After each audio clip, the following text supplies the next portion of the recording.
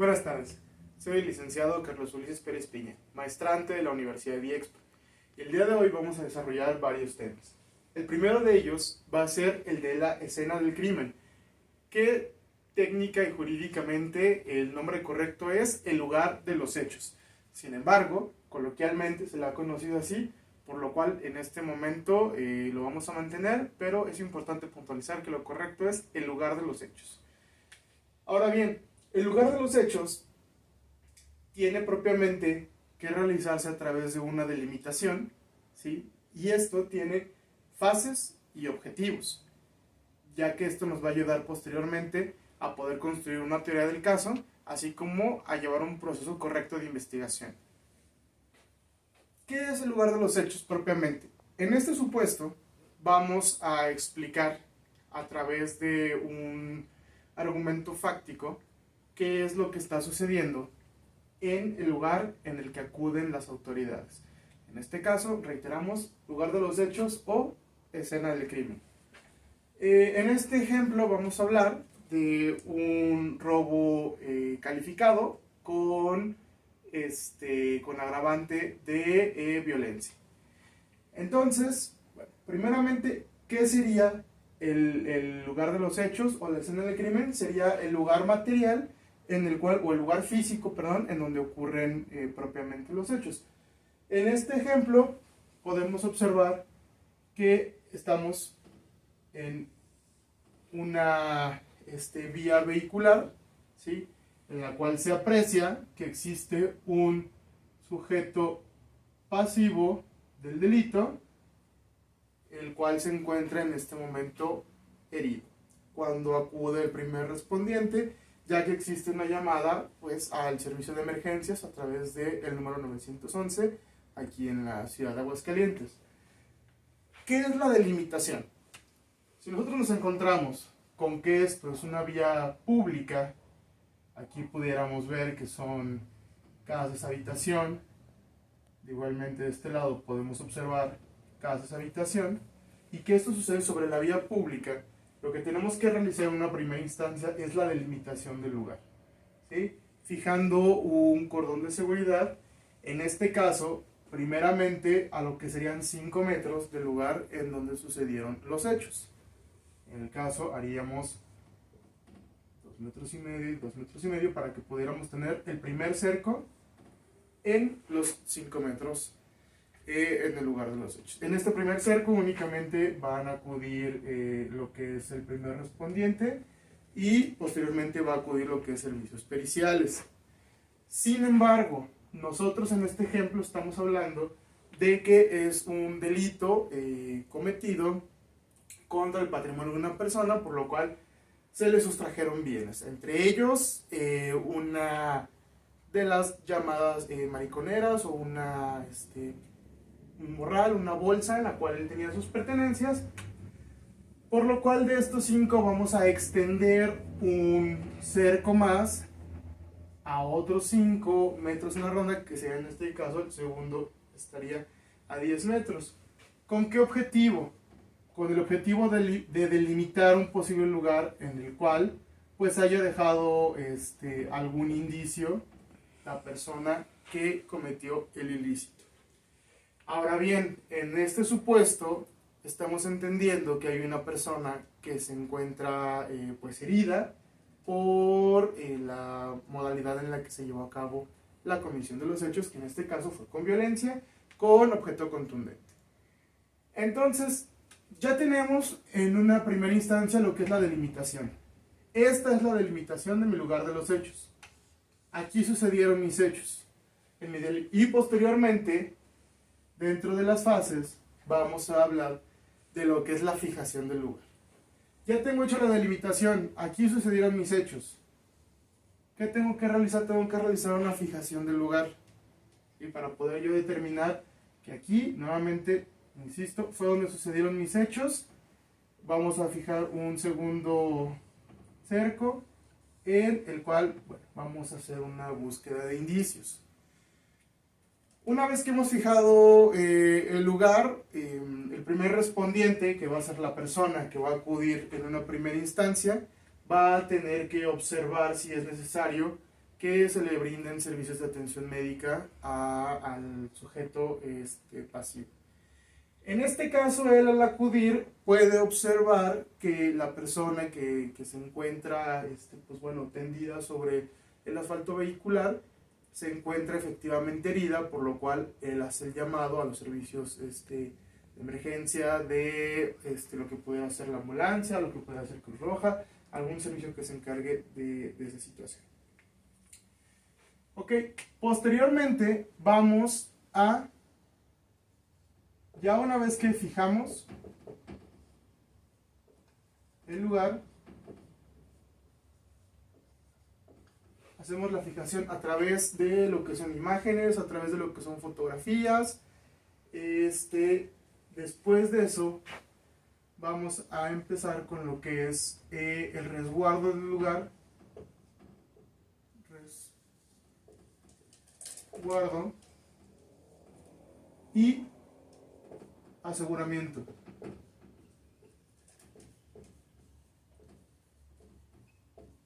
¿Qué quiere decir resguardo y aseguramiento? Que vamos a buscar todos los elementos objetivos y materiales que nos vayan a permitir posteriormente llevar a cabo lo que es una teoría del caso. ¿Qué sucede aquí? Obviamente tuvieron que existir testigos que pudieron observar esta situación, ya que son ellos quienes hacen el llamado a los servicios de emergencia. Si ellos fueron personas que propiamente apreciaron cómo sucedió el hecho o únicamente pudieron ver ya en malas condiciones al sujeto pasivo, bueno, eso tendremos que pues investigarlo posteriormente con las entrevistas que se les realicen a dichos testigos. En el entendido de que hay testigos porque, como menciono, pues bueno, hubo que hacer una llamada al servicio de emergencia. Entonces, una vez que nosotros ya aseguramos este lugar, tenemos que hacer el resguardo de los indicios. Tenemos que buscar indicios en esta zona donde fijamos el lugar y posteriormente en la siguiente. ¿De qué manera vamos a hacer esto? En este caso, por ser un lugar que es transitado y por ser un lugar que se encuentra sobre la vía asfáltica y que tenemos delimitado, como podemos ver, en una forma rectangular, lo ideal sería hacerlo a manera de rejilla. ¿Cuál es la técnica a manera de rejilla? Que van a existir grupos que vayan de norte a sur y grupos que vayan de este a oeste y grupos que vayan de norte a sur, en la cual vamos a ir formando, como su nombre lo dice, una rejilla, ¿sí?, sobre la cual ellos irán caminando e irán buscando alguna especie de indicio, algo que se pudiera haber quedado ahí, una identificación, a lo mejor el objeto contundente, en caso de que hubiera sido objeto punzocortante, el objeto punzocortante, cartera, efectivo, algo que nos permita continuar con lo que es la teoría del caso, ¿sí? Entonces, bueno, fijamos nuestro lugar, hicimos resguardo y aseguramiento de todo esto. ¿Cuál es el objetivo de todo esto? Resguardar, como bien lo dice, resguardar todos los indicios que podamos, recabar la mayor cantidad de indicios que podamos, de indicios que podamos, y también que quede fijo el lugar. ¿Por qué? Porque obviamente cuando nosotros fijamos el lugar podemos observar quién pudo haber intervenido, cómo pudo haber intervenido. Aquí nosotros apreciamos que justamente en esta zona existe una cámara de videovigilancia del denominado C5. Entonces lo que hay que hacer es pedir esa videograbación de videovigilancia del C5, porque es evidente que dicha videograbación pudo apreciar lo que sucedió en este momento. Pausa. Muy bien. Ahora pasaremos a lo que es la etapa de investigación. Propiamente, ¿cuál es el objetivo de una etapa de investigación? Como ya lo mencioné anteriormente, esta etapa sirve para que vayamos formando lo que es nuestra teoría del caso, que posteriormente llevaremos ante un juez de control buscando la judicialización de una carpeta de investigación. Obviamente, dentro de esta etapa de investigación cabe aclarar que es la investigación inicial. ¿Por qué cabe aclarar y es necesario también aclarar que es investigación inicial? Porque existe una investigación también complementaria, Sin embargo, vamos a hablar ahorita únicamente de lo que es la investigación inicial. Como mencioné, el objetivo ya lo tenemos claro. Y aquí, ¿cuál va a ser la finalidad de esta investigación inicial? Que nosotros podamos allegarnos de todos los elementos fácticos que nos permitan ir armando esa teoría del caso. Ya que en esta etapa de investigación inicial es justamente cuando se genera lo que es la carpeta de investigación. Entonces, aquí vamos primero a tener una carpeta de investigación.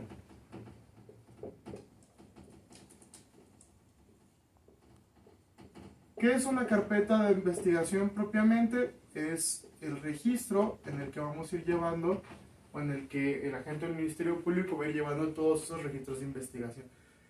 Si llega a haber una solicitud al juez de control para una orden de cateo, si llega a haber entrevistas de testigos, el oficio a través del cual solicitamos el video de videovigilancia que les comenté del sistema C5, toda esta información va a ir dentro del registro de la carpeta de investigación. Entonces aquí vamos a ir teniendo todos esos registros que posteriormente nos van a permitir ir a una audiencia. Si fuera una audiencia con detenido, pues bueno, sería una audiencia de control de detención para posteriormente continuar con todas las fases de la audiencia inicial. O en este caso, como no tenemos propiamente un detenido, lo que nos va a permitir es llevar a cabo la investigación tendiente a determinar pues quién fue la persona que cometió pues el hecho o el acto con apariencia de ilícito. ¿Ok? Entonces, bueno, ¿qué compete o en qué corresponde la etapa de investigación inicial?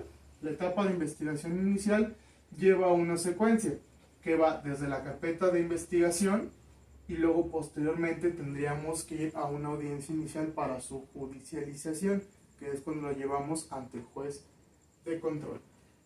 En esta primera etapa o en esta etapa de investigación, posteriormente vamos a imputar cuáles son los hechos, ¿sí? De qué estamos acusando propiamente al sujeto activo del ilícito, ¿sí? Y luego vamos a solicitar que se le vincule a proceso al sujeto activo. ¿Cómo hacemos una solicitud de vinculación al proceso? Dentro de la audiencia inicial, primeramente vamos a imputarle los hechos. Imputarle los hechos es hacerle de su conocimiento que la representación social o que la Fiscalía del Estado le está siguiendo una investigación con los hechos con apariencia de ilícito en los que probablemente participó, ¿sí? Le comentamos cuáles son todos los hechos que estamos investigando.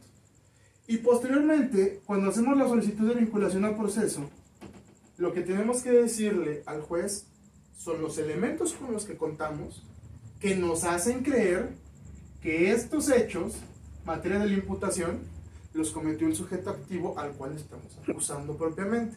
En esta etapa no se utiliza propiamente la palabra acusación porque eso es materia de etapa intermedia. Sin embargo, bueno, aquí estamos imputando hechos y solicitando la vinculación al proceso. Para esto, tenemos que haber realizado ya toda la etapa de investigación inicial que empezó precisamente con esta llamada al 911 en la que se interpone una denuncia o querella. ¿Sí? Bueno, en la que se nos hace saber que ocurrieron tales hechos que posteriormente van a ser narrados a través de una denuncia, querella, ya sea del primer respondiente, en el caso de que no pueda propiamente comparecer la víctima, o ya sea por alguno de los afectados familiares directos de la víctima. Entonces, ha quedado claro cuál es el objetivo de la etapa de investigación, que es precisamente allegarnos de todos estos elementos fácticos que nos permitan generar nuestra teoría del caso y que posteriormente podamos solicitar una vinculación al proceso por los hechos, materia de la imputación, ¿sí? ¿Y cuál es la finalidad de realizar todo esto? Llegar a este punto, a una vinculación de proceso. Cuando lleguemos a una vinculación de proceso se abre posteriormente una etapa de investigación complementaria para que podamos ir luego a una etapa intermedia, bueno, que ya es parte de la etapa intermedia, en donde posteriormente ya iremos propiamente a llevar las pruebas que pudimos reunir en esta etapa, ¿sí? Y en su complementaria para que sean calificadas y que posteriormente pudiéramos llegar a desahogarlas en juicio en caso de que llegáramos a una audiencia de juicio oral. Entonces, bueno, ha quedado claro tanto el objetivo como la finalidad. También cabe destacar que la etapa de investigación inicial concluye con la solicitud de medidas cautelares. ¿Por qué? Porque posterior a que se vincule el proceso, habrá un debate de plazo de cierre de investigación complementaria. Posterior al debate del cierre de plazo de investigación complementaria, estaremos hablando de la solicitud de las medidas cautelares. ¿Qué van a ser estas medidas o condiciones que va a tener que estar cumpliendo el imputado? Aquí ya imputado, pues durante el tiempo que dure la investigación complementaria. ¿Ok? Bien. Con todos los antecedentes que ya tenemos, ahora pasaríamos a formar lo que sería nuestra teoría del caso. En esta situación hipotética, nosotros vamos a actuar como agente del Ministerio Público. ¿Sí? Entonces, todo esto lo vamos a hacer como si estuviéramos actuando en calidad de autoridad ministerial. ¿Qué debe de llevar nuestra teoría del caso? El elemento fáctico es el elemento de los hechos que nosotros ya tenemos, ¿sí? El elemento material que ya tenemos, ¿sí? El elemento de lo que ya sucedió. Esta parte del fáctico son los hechos, todo lo que ya nosotros pudimos acumular de información en pues las etapas anteriores, toda la etapa de investigación, toda la parte de llevar a cabo la fijación del lugar, la fijación de los hechos, el aseguramiento y demás, ¿sí? Entonces, en el elemento fáctico que tenemos, que el día, vamos a llamar el día 6, ¿sí? El día 6 de noviembre del 2022, aproximadamente a las 22:30 horas, ¿sí? ¿En qué lugar de los hechos sucedió? En la colonia Obraje,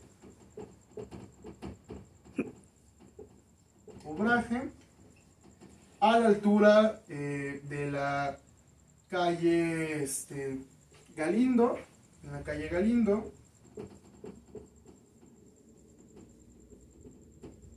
a la altura del número 322, ¿sí? El sujeto pasivo fue despojado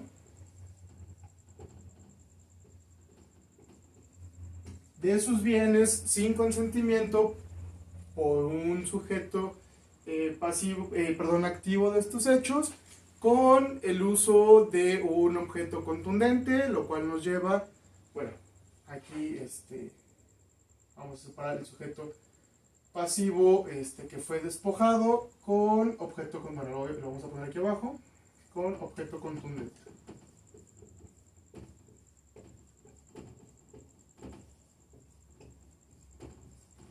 Sí, entonces tenemos un macro del día que sucede, la hora en que sucede, el macro del lugar, el lugar específico donde sucede, qué es lo que sucede, quién es el sujeto pasivo, qué es lo que le sucede al sujeto pasivo, inclusive aquí podemos ver pues cuál es el resultado, ¿no? Que fue víctima, en este caso, de pues un robo con el uso de un objeto contundente o un robo con violencia, ¿sí? Ya tenemos todos estos elementos, que es qué pasó, cuándo pasó, a quién le pasó, cómo le pasó, ¿sí? Ya lo podemos tener todo aquí, y estos son nuestros elementos fácticos, ¿ok? Posteriormente, una vez que ya hemos hablado de lo que es el elemento fáctico, pasaremos a lo que es el elemento jurídico.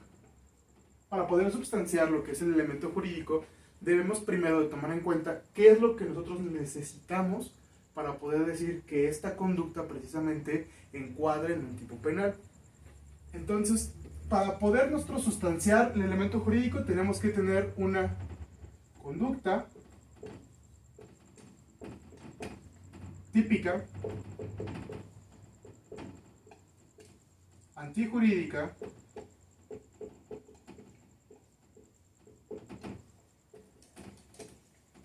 culpable y punible, que son los elementos positivos propiamente, en este caso, del delito. En el ejemplo hipotético que hemos planteado, hablando de lo que es el robo calificado por ser robo con violencia, explícitamente en lo que es aquí la legislación del Estado de Aguascalientes, el Código Penal para el Estado de Aguascalientes nos dicta lo siguiente. En su artículo 142 nos dice que el robo será calificado cuando, y la fracción primera nos dice que se cometa con uso de fuerza física o moral suficiente en contra de la víctima o sobre otra persona que la acompañe, o cuando se ejerza aquella para proporcionarse la fuga o mantenerse con lo apropiado. ¿Sí? ¿Qué sucede aquí? Nosotros estamos hablando de que el pasivo fue víctima de un robo y que se usó un objeto contundente. En este caso, un tubo.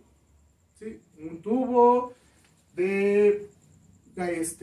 un tubo galvanizado, un tubo de, pues digámoslo así, como la tubería que se usa en el sistema hidráulico. ¿Ok? ¿Qué sucede aquí? Tenemos una conducta típica, ¿sí? Que muchas veces los describimos separadamente, pero jurídicamente este es un solo elemento. Entonces, bueno, ¿qué sucede? Ya tenemos una conducta típica. ¿Por qué es típica? Porque propiamente ya la tenemos tipificada en el código, ¿sí? Esta es la parte en la que nosotros vamos a intentar encuadrar el hecho con lo que la ley dice que es la comisión de un delito, ¿sí? Por eso normalmente hablamos de hecho con apariencia de delito. Hasta que no hagamos toda esta calificativa, no podemos saber si propiamente es un delito o existe alguna causante, algún excluyente, alguna no exigencia de una acción diversa, temas que veremos en otra ocasión.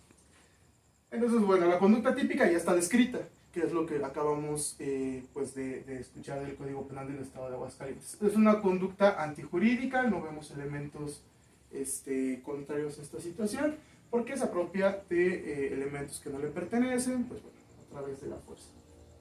Es una conducta culpable porque podemos señalar directamente quién la realizó, ¿sí? Entonces esta parte culpable, imputable de alguna manera, porque podemos señalar específicamente quién fue el sujeto activo del hecho con apariencia de delito. Y es una conducta punible porque posteriormente el mismo código nos dice, o todos los códigos nos dicen, cuál es la pena que tendría la persona que haya cometido hecho con apariencia de delito, que posteriormente podemos calificarlo como un delito. ¿Ok? Entonces, bueno, dentro de este elemento jurídico, como ya lo mencionamos, ha quedado sustanciado todos estos elementos, por lo cual esto abunda a lo que nos trata del caso. Tenemos el quién llevó a cabo la conducta y que la misma está tipificada. Tenemos a cabo, ya hemos sustanciado la antijuricidad. Sabemos quién, en este caso, quién llevó a cabo la conducta, un sujeto activo de la conducta, y sabemos que la misma tiene una penalidad, por lo cual pues ya hemos sustanciado el elemento jurídico. Muy bien. Una vez que hemos sustanciado ya lo que es el elemento fáctico y el elemento jurídico, ahora vamos a ir a lo que es el elemento probatorio. ¿Cómo voy yo a decirle al juez en audiencia inicial de solicitud de vinculación a proceso que esta conducta típica, antijurídica, culpable, punible, que se relaciona con que al sujeto pasivo, en la fecha, hora y lugar que han sido descritos, del modo en que ha sido descrito, ¿sí?, le sucedieron las cosas, y que vamos a señalar al sujeto activo del hecho o de la comisión del hecho, ¿sí?, como presunto responsable? ¿Por qué presunto responsable? Porque también cabe señalar que siempre debe prevalecer la presunción de inocencia. Sin embargo, bueno, en este momento actuamos como agentes del Ministerio Público. Entonces, ¿qué sucede? Este elemento probatorio es una concatenación de estos dos elementos, ¿sí?, que es una explicación jurídica, técnica que le dimos ya al juzgador pero yo necesito decirle cómo sustento lo que estoy diciendo. Más allá de eso, sería exactamente lo mismo que contarle una historia, que la defensa puede exactamente contar la misma historia o una diferente, ¿sí? En ninguna de las dos tendría realmente un peso porque no tenemos cómo sostener esa historia, ¿ok? Sin embargo, para poder llegar al elemento probatorio, tuvimos toda la fase de investigación y de lo que ya hablamos del lugar de los hechos, cómo hicimos recabar indicios, cómo pedimos videos, cómo hicimos entrevistas, cómo hicimos todo nuestro barrido en malla, ¿sí? Usando la metodología de reja o de malla para poder buscar todos los indicios ahí. Entonces, ¿qué pasa? De este elemento probatorio, nosotros le vamos a decir al juez, ok juez, ya te dije cuáles fueron los hechos, ya te dije por qué esos hechos encuadran en un tipo penal, pero ahora te voy a decir por qué creo que esa persona los cometió, ¿sí? Del lugar de los hechos pudimos obtener una identificación del Instituto Nacional del Lector a nombre de Juan N.,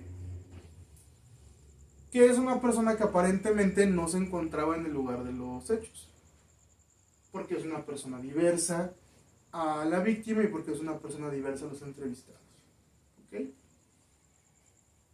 Así también pudimos obtener entrevista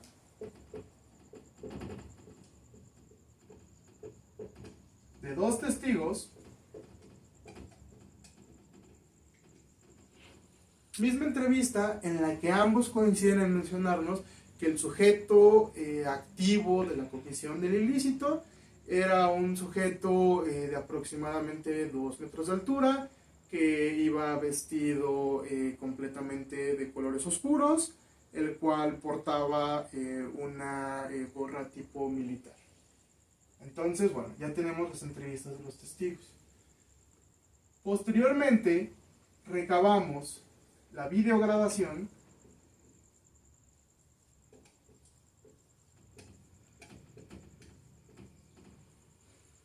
de la cámara que ya habíamos señalado, que es una videograbación que daba justamente al lugar de los hechos, en el cual efectivamente se puede observar a un sujeto proporcionalmente más alto que la víctima, la cual mide 1,75, ¿sí? Entonces proporcionalmente más alto, sin que podamos determinar exactamente la altura, pero como menciono, proporcionalmente pues bueno, más alto que él, que efectivamente porta una gorra tipo militar, que efectivamente se encuentra vestido con colores oscuros, ¿ok?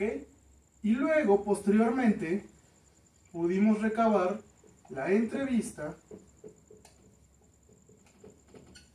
de otro testigo, el cual dijo reconocer a la persona del video, señalándolo justamente como Juan N., el cual es su vecino.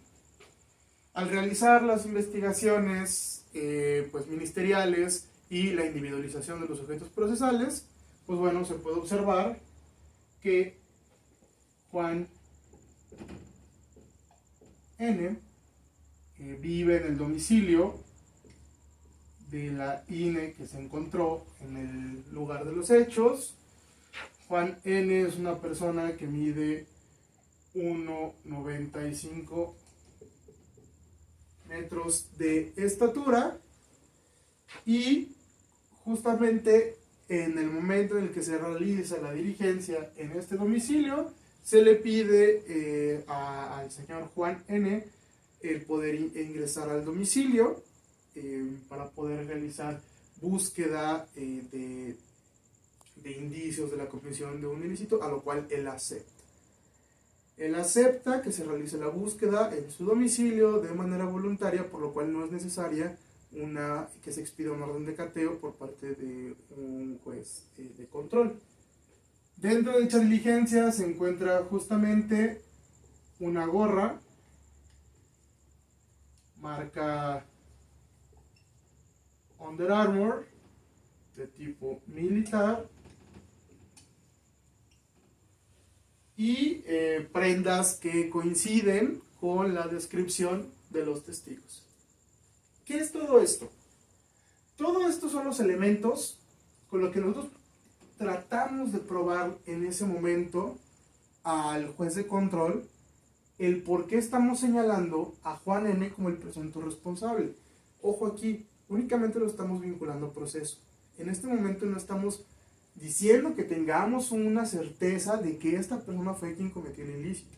Lo que estamos diciendo es que estamos siguiendo una investigación, que la investigación con estos elementos nos ha llevado a creer que Juan N. es justamente la persona responsable, porque justamente coincide con las entrevistas, las videograbaciones, la identificación en el lugar, ¿sí?